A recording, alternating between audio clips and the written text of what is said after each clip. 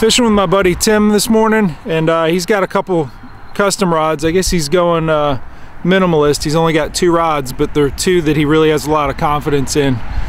Tim, tell us about the custom rods you had done, and maybe a little bit of the background why you went with the custom option.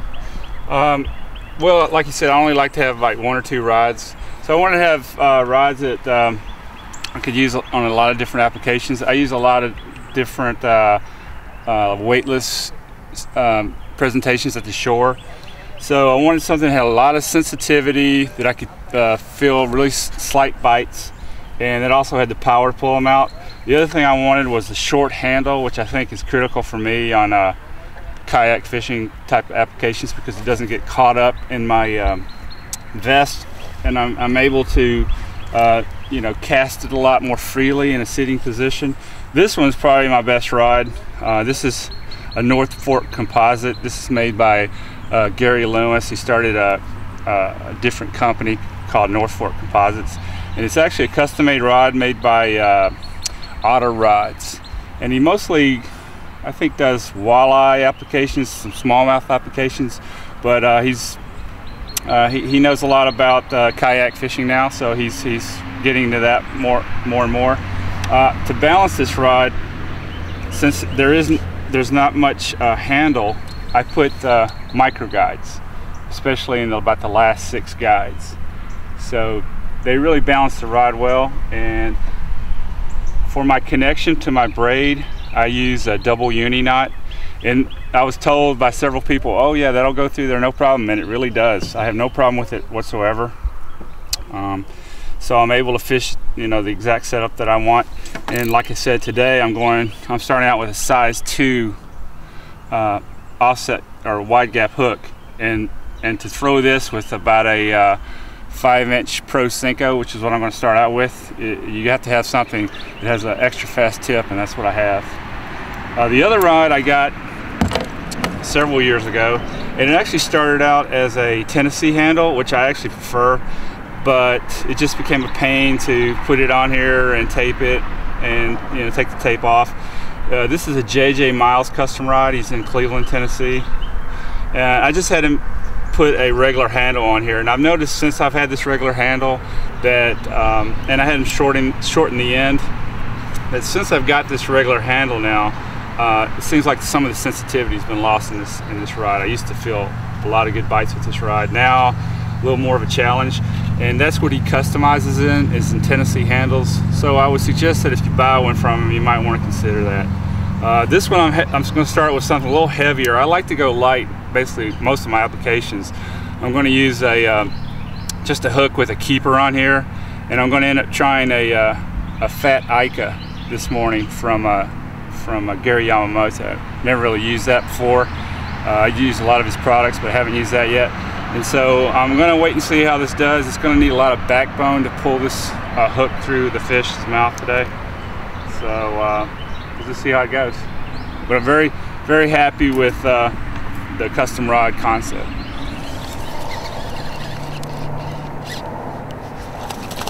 Alright, got one on the new Bluegill Swimbait.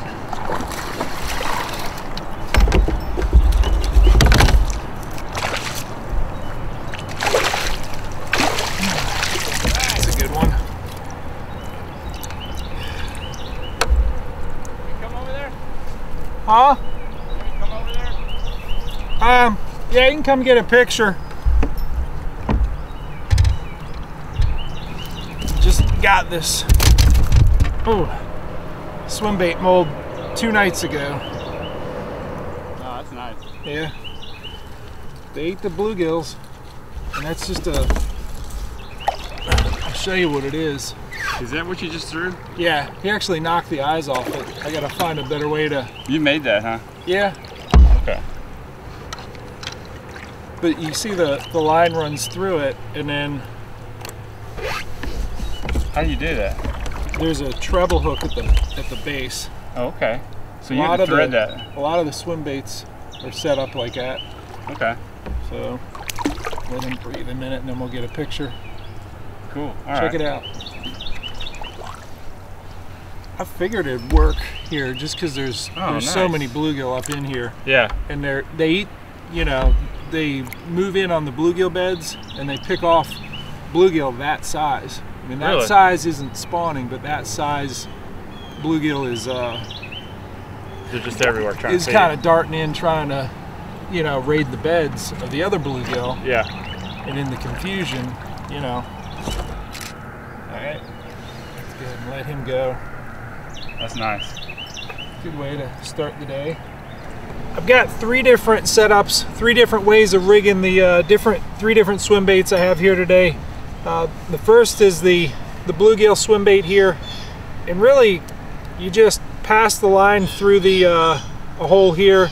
There's an internal weight in there that I've molded into this one, and coming out the other end you just attach that to the treble hook, and that allows when you hook up with a fish, the bait will swing free and kind of get out of the way. Actually take one of the hook points and shove it right in the back there, and that keeps it in place. Not a very weedless presentation, but certainly it's an effective one.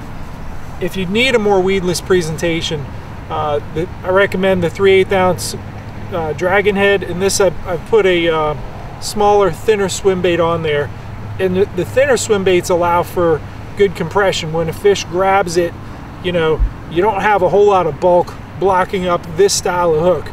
And that hook is going to penetrate in them real good. Now if you're fishing out a little bit more open water, you can use this exposed hook. This is a jig head that I made with the Do It mold, and I actually made this swim bait with the Do It soft baits mold as well. But this is a good one. I actually made these for fishing out on the bay, but I looked at it and I said, I bet I can catch some good largemouth with that as well. So 3 options, 3 rigging options for 3 different swim baits. Nice. Let me hold on to him. Tim got a good one on the swim bait. He was up on we're in what had to be a big spawning flat, but we're long past the spawn, and we got the wind blowing into it, but we got like 18-20 feet right out in front of it, and we're anchored up, pointing into that wind and casting deep and bringing it up the deep water and into that little lip coming into the shallow water. Let's see what you got, bud. Yeah, like you said, he got it coming right up into the shallow water out of the deep water. So very cool. I think they want to be in this flat feeding, and it's kind of mid-morning, so he just kind of, you know, he's kind of off the flat area, and you know, just waiting for something to come off that flat or come up on that flat. So that's what we're expecting. What did it feel like when he grabbed it? Did you just slam it, or did you just feel like there was weight? I think it was a swipe. It kind of felt like a hit. Yeah. And then I just kept, you know, kind of slowed the bait down a little bit, and then he came and nabbed it. So cool. It was pretty firm. So. Nice. Good fish. And that was on the same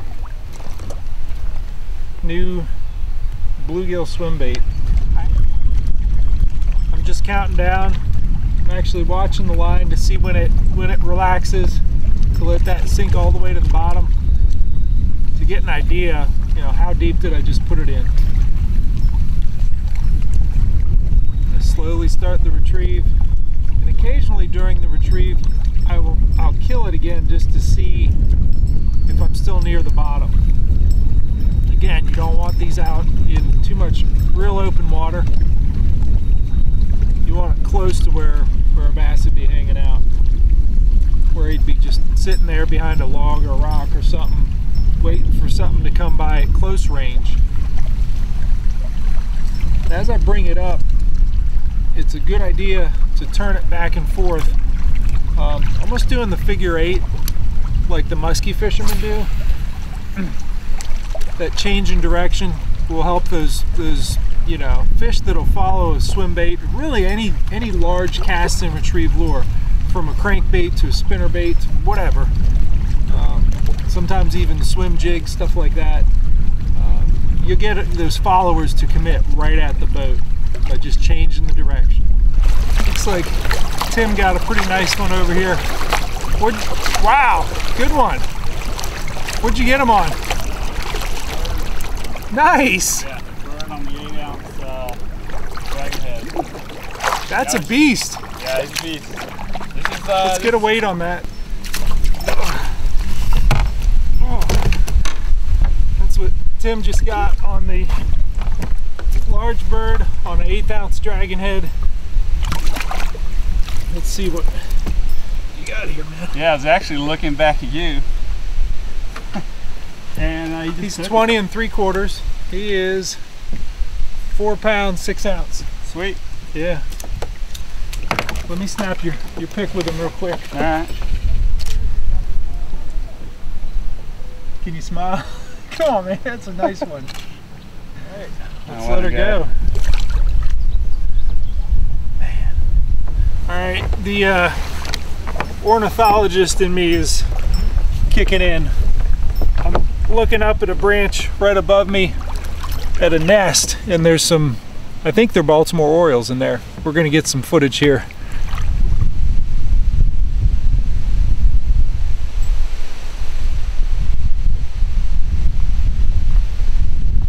Female's back. She's not nearly as bright in color as the male. She's still pretty. You hear those little babies in there chirping.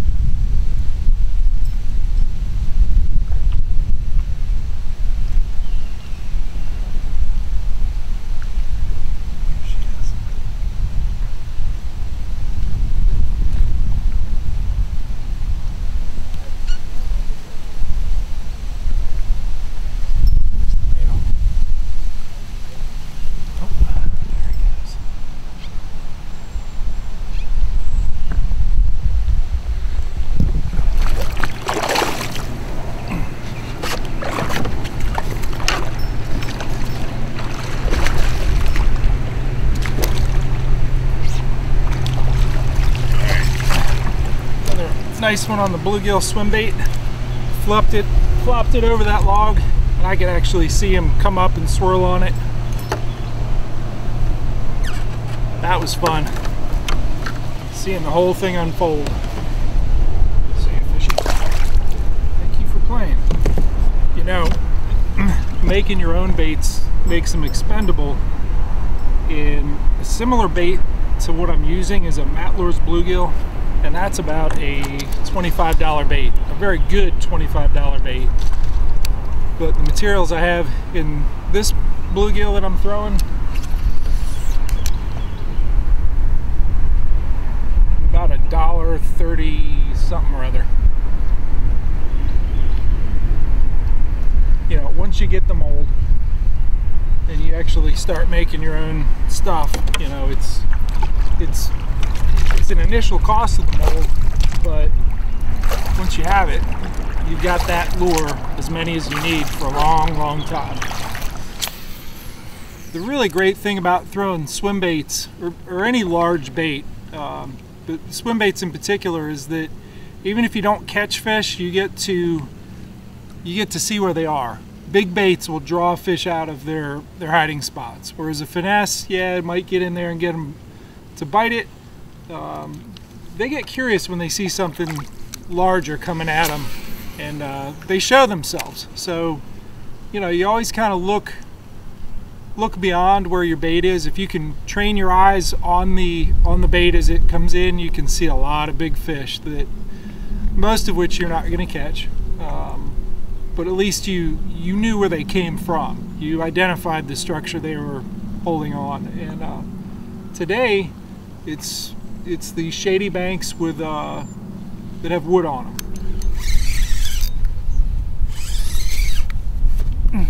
Decided to work out off a point. It's a long, continuous point out in the middle of the lake. I'm going to loosen the drag on this one. He feels good. And there's 12 feet of water way out in the middle. And I got some grass on the top of this point. Oh, that's a good fish.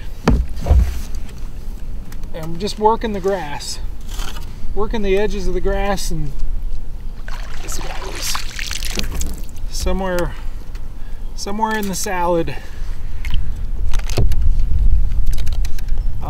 used lure that's been really good for me here lately, and that is the large bird and mama chog, but I used a quarter-ounce dragon head because I'm fishing deeper. In order to feel that bite, you really want to make sure that you're, have good constant contact with the bait. You know what's going on down there. So, it's nice chunky, down deep on the extension of this point, way out in the middle of the lake.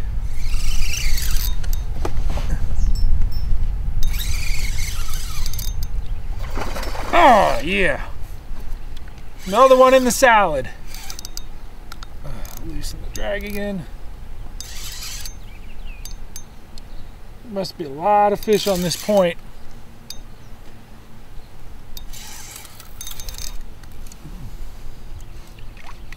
It's not bad.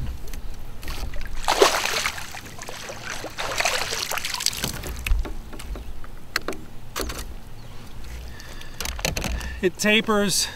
It really goes a long way out into the middle of the lake before you have any sort of drop off. And I'm gonna say,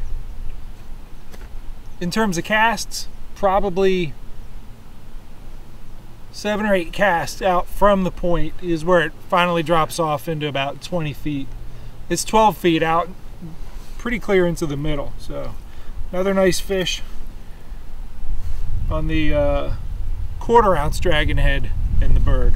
So I've sketched a feature out in the middle of a whole lot of open water that I came across today, and I was on my way from up here, cutting across the middle of the reservoir, heading over to this area, this spawning flat, and I knew there'd be some fish just off the edges, the deeper edges of it. But out in the middle of this, I've 38 feet I'm coming across, and all of a sudden, really quickly, it runs up to 8 or 9 feet. And what's going on here is you have this point that extends way out into deeper water, and you have very deep water right next to it.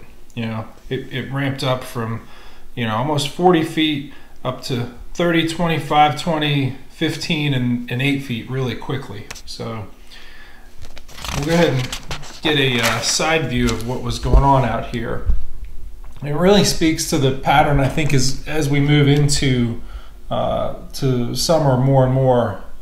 Couple key structures out here, and overall, this point extension, it has deep water on all sides, so it has quick access to deep water, and because it's such a clear reservoir, it has vegetation, and I could see it on the depth finder down to like a little bit deeper than 15 feet, which is very deep for vegetation to grow, and it's just because it is that clear. Key features you're going to look for: the outside edge of grass. Beyond a certain point, the vegetation will stop growing, and where that happens, and it just transitions to a little bit less cover form, they'll be right on the edges of that. Especially where that's deep is a good thing. I was catching them up here, between 8 and 10 feet, and while it's still, not really hot, they're going to be up there at the top of this point extension. And also, if you can find, other key structures as it gets warmer, like I got a stump here that I marked fish on. I didn't catch them, but I marked them on there. Those deeper structures, adjacent to this point extension, are going to become a very key thing to look for. So, summarizing, this and I call it the deep jungle. The vegetation on this point extension, deep water on all sides, the clear water of this reservoir allowing for really deep vegetation growing, and I'm gonna move from as it gets warmer, progressively shallow, and then moving progressively deeper to those key structure and cover features. Dragon heads and birds available at confidencebaits.net.